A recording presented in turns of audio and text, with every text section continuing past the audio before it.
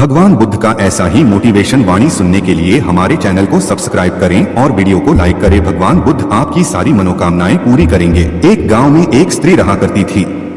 वह स्वभाव से बहुत गुस्से वाली थी। गुस्सा उसकी नाक पर बैठा रहता था। छोटी छोटी बात पर वह तुनक जाती और लोगों को भला बुरा कह देती थी।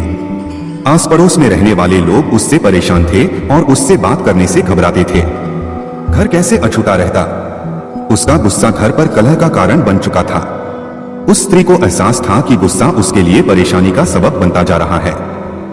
अक्सर गुस्सा उतरने के बाद वह पछतावे की आग में जला करती थी, लेकिन गुस्सा नियंत्रण के बाहर होने के कारण स्वयं को लाचार पाती। एक दिन गांव में एक महात्मा पधारे।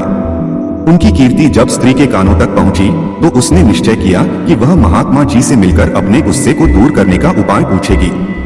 वह महात्मा से मिलने पहुंची और प्रमाण कर बोली, गुरुवर, मैं अपने गुस्से से परेशान हूँ। गुस्से पर काबू ही नहीं रख पाती। गुस्से में अक्सर लोगों को भला बुरा कह जाती हूँ और बाद में पछताती हूँ। मेरे गुस्से के कारण सब मुझे नजरअंदाज करने लगे हैं। इससे मैं बहुत दुखी भी हूँ। मुझे कोई ऐसी दवा दीजिए कि मैं गुस्सा करना छोड़ दूं। महात्मा ने उसे एक शीशी दी और बोले, पुत्री, इस शीशी में क्रोध दूर करने की दवा है। अब से जब भी तुम्हें क्रोध आए, इस शीशी से मुंह लगाकर दवा के कुछ घूंट पी लेना। स्त्री दवा पाकर बहुत खुश हुई और महात्मा का धन्यवाद कर अपने घर लौट गई। उसके बाद उसे जब भी गुस्सा आता वह शीशी से मुंह लगाकर दवा पी लेती। धीरे धीरे उसका गुस्सा कम होने लगा। 7 दिन बाद जब शीशी की दवा खत्म हो गई तो वह फिर से महात्मा के पास पहुंची और बोली, गुरुवर, आपने मुझे गजब की दवा दी है। पीते साथ ही गुस्सा छूमंतर हो जाता है। अब वह दवा खत्म हो गई है। कृपा कर मुझे उस दवा की एक शीशी और दे दीजिए। महात्मा मुस्कुराते हुए बोले, पुत्री, तुम्हें जानकर आश्चर्य होगा कि उस शीशी में कोई दवा नहीं थी। उसमें सादा पानी भरा हुआ था। क्रोध आने पर जब भी तुम उस शीशी से पानी पीती थी तो शीशी मुंह में होने के कारण तुम कुछ बोल नहीं पाती थी। क्रोध दूर करने का उपाय बस अपना मुंह बंद कर लेना है। अब से यही किया करो। बहुत समय पहले की बात है। एक घने जंगल में एक तोता अपने 2 बच्चों के साथ रहता है। उनका जीवन खुशी खुशी बीत रहा था। एक दिन जंगल से गुजरते एक शिकारी की दृष्टि तोते के बच्चों की खूबसूरत जोड़ी पर पड़ी। उसने सोचा कि राजा को देने के लिए ये तोते बहुत सुंदर उपहार है। वह उन तोतों को पकड़कर राजा के पास ले गया। जब उसने वे तोते राजा को उपहार स्वरूप दिए तो राजा बहुत खुश हुआ और शिकारी को उसने 100 सोने के सिक्के इनाम में दिए। राजमहल में लाए जाने के बाद तोते सबके आकर्षण का केंद्र बन गए। उन्हें सोने के पिंजरे में रखवाया गया। हर समय सेवक उनके आगे पीछे दौड़ते रहते। नाना प्रकार के ताजे फल उन्हें खिलाए जाते। राजा उनसे बहुत प्रेम करता था। राजकुमार भी सुबह शाम उनके पास आकर खेला करता था। ऐसा जीवन पाकर दोनों तोते बहुत खुश थे। एक दिन छोटा तोता बड़े तोते से बोला, भाई, हम कितने खुशनसीब हैं जो इस राजमहल में लाए गए और ऐसा आरामदायक जीवन पा सके। यहाँ हर कोई हमसे कितना प्यार करता है, हमारा कितना ख्याल रखता है। हाँ भाई, यहाँ हमारी जरूरत की हर चीज बिना मेहनत के हमें मिल जाती है। हमारा जीवन पहले से अधिक आरामदायक हो गया है। सबसे अच्छी बात यह है कि यहाँ हमें हर किसी से प्रेम मिलता है। तोते को राजमहल का आनंदपूर्ण जीवन बहुत रास आ रहा था, लेकिन एक दिन सब बदल गया। वह शिकारी जिसने राजा को उपहार में तोते दिए थे राज दरबार में फिर से आया। इस बार उसने एक काला बंदर राजा को उपहार में दिया। अब काला बंदर राजमहल में सबके आकर्षण का केंद्र था।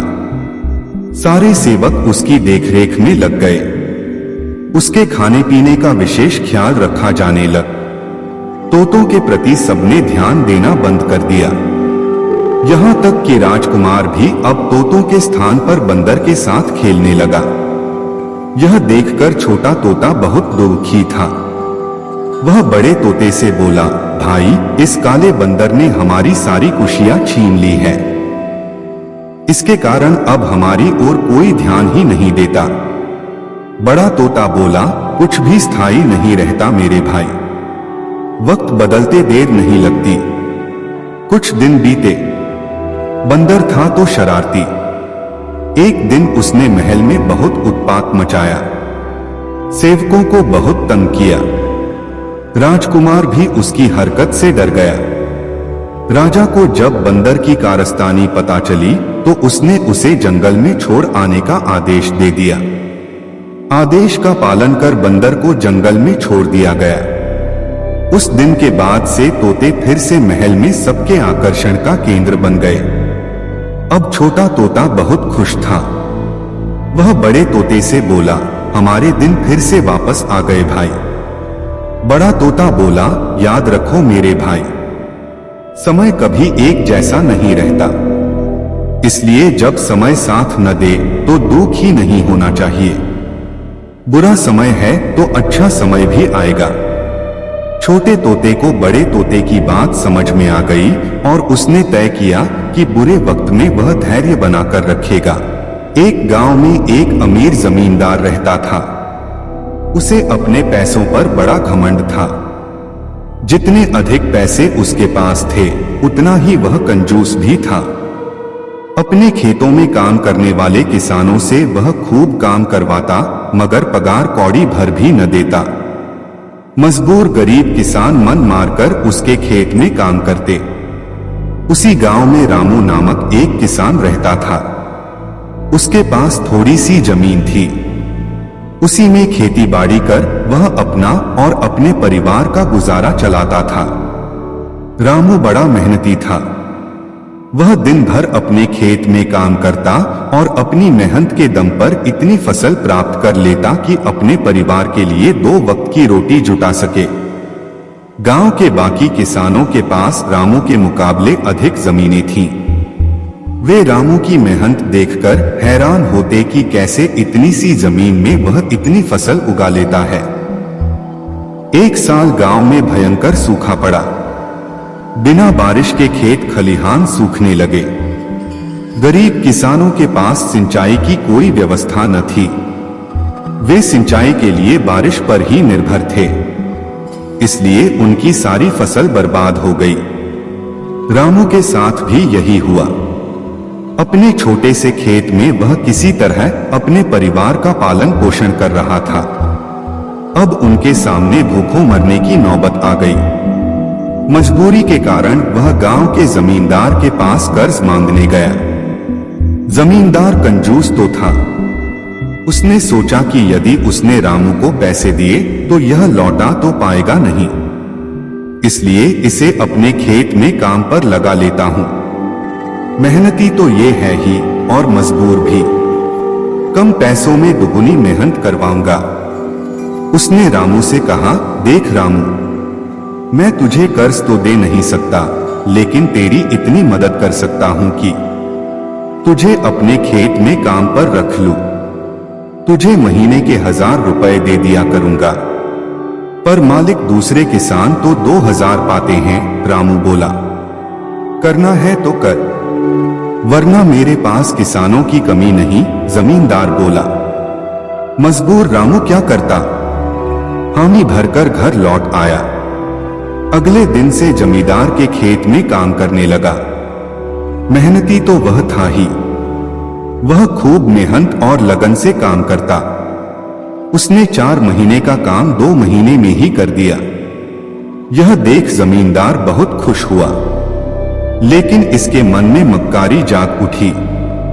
उसने सोचा कि 4 महीने का काम तो इसने 2 ही महीने में कर दिया, क्यों न इसे निकाल दूं। इससे मेरे 2 महीने के पैसे बच जाएंगे। उसने रामू को बुलाया और उसके 2 महीने के पैसे देकर कहा, रामू यह ले तेरे पैसे, कल से मत आना, अब मुझे तेरी जरूरत नहीं। ये सुनकर रामू परेशान हो गया। बड़ी मुश्किल से उसका घर चल रहा था। अब अपने परिवार का भरण पोषण कैसे करेगा। वह जमींदार के सामने गिड़गिड़ाने लगा कि उसे काम से न निकाले। लेकिन जमींदार ने उसकी एक न सुनी और उसे काम से निकाल दिया। रामू आंखों में आंसू लेकर घर लौटा। चिंता से रात भर उसे नींद नहीं आई। सुबह उठकर उसने फैसला किया कि वह फिर से जमींदार के पास जाएगा और उससे विनती करेगा कि उसे वापस काम पर रख ले। वह जमींदार के घर के सामने जाकर बैठ गया। सुबह उठकर जाट जमींदार अपने घर से बाहर निकला तो रामू को घर के सामने बैठा हुआ देखा। उसने रामू से पूछा, क्या हुआ रामू, क्यों आया है? रामू जमींदार की पैरों पर गिर पड़ा और गिड़गिड़ाते हुए बोला, मुझ पर दया कीजिए मालिक, मुझे काम पर रख लीजिए, मेरा परिवार भूखा मर जाएगा। जमींदार ने उसकी एक न सुनी और उसे धक्के मार के वहां से निकाल दिया। रामू उस समय तो वहां से चला गया, लेकिन अगली सुबह फिर सेठ के घर के सामने जाकर बैठ गया। जमींदार ने उसे फिर बुरा भला कहकर भगा दिया। अब से रोज यही क्रम चलने लगा। रामू रोज जमींदार के घर के सामने जाकर बैठ जाता और जमींदार उसे भगा देता। पूरे गांव में इस बात की चर्चा होने लगी। सब जमींदार को भला बुरा कहने लगे। तंग आकर जमींदार ने सोचा कि क्यों ना कुछ दिन परिवार सहित दूसरे गांव चला जाऊं। मुझे घर पर ना देखकर रामू यहां आना बंद कर देगा। अगले दिन वह परिवार सहित दूसरे गांव अपने रिश्तेदार के घर चला गया। 10-15 दिन रिश्तेदार के घर रहने के बाद जब वह अपने घर लौटा तो मोहन को अपने घर के सामने बैठा नहीं पाया। वह मन ही मन खुश हुआ कि चलो उससे पीछा छूटा, लेकिन वह चकित भी हुआ कि आखिर रामू ने आना बंद क्यों कर दिया। उसने गांव वालों को बुलाकर पूछा तो पता चला कि रामू घायल है और अपने घर पर पड़ा हुआ है। जमींदार ने पूछा, क्या हुआ उसे? एक जमींदार ने कहा, मालिक, आज जब दूसरे गांव चले गए थे तब भी रामू आपके घर के सामने बैठा रहता था। एक दिन आपका खाली घर देखकर कुछ चोर चोरी करने के इरादे से आपके घर में घुसे, लेकिन वे रामू की नजर में आ गए। रामू अपनी जान की परवाह न कर उनसे उलझ गया और उन्हें भगा दिया। उनके बीच हुई हाथ-पाई के कारण रामू घायल हो गया। ये जानकर जमींदार को खुद पर शर्म आने लगी।